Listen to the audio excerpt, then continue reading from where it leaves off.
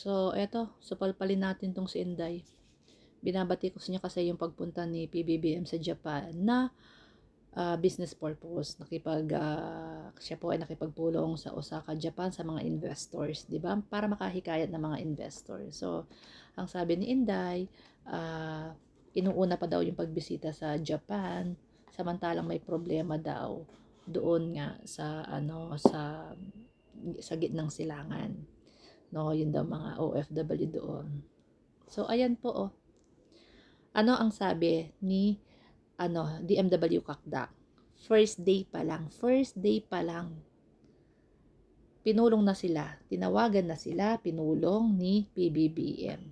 High alert po para sa mga magvo-volunteer na gusto nang umuwi. So, high alert po ang ating DMW, OWA, and Embahada. No, handa po sila first day pa lang. Hindi lang yung ginawang mandatory ni PBBM dahil ang tagal nga, 'di ba? Tamo yan eh. Kailan kahapon lang ba or nung isang araw?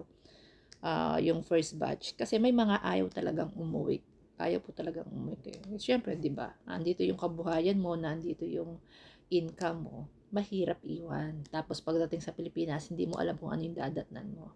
So, ano yung sinasabi mong hindi binibigyan ng pansin. Ikaw nga eh. Imbis na batikusin mo, di sana ikaw yung nagpunta doon. No?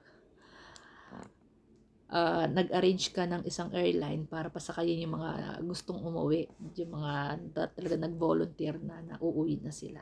So, di sana nakatulong ka pa kaysa batikos ka ng batikos, pasyal ka ng pasyal sa iba't ibang bansa, sinisigaw mo yung bring him home ng tatay mo. Sana tumulong ka muna. Pero bago ka tumulong sa ating mga ka-OFW, dapat tinulungan mo muna yung mga kababayan mong nilubog ng ilang linggo diyan sa Mindanao, sa Davao Region, bago ka nagyayayaw-yaw. Puro ka bintang, wala ka naman nagagawa. So, ayan, nagpapasalamat sila sa ating Philippine Embassy, sa OWA, sa DMW at kay PBBM at sa lahat ng sangay ng gobyerno na tumulong sa kanila para mapauwi. Ikaw, ano nagawa mo?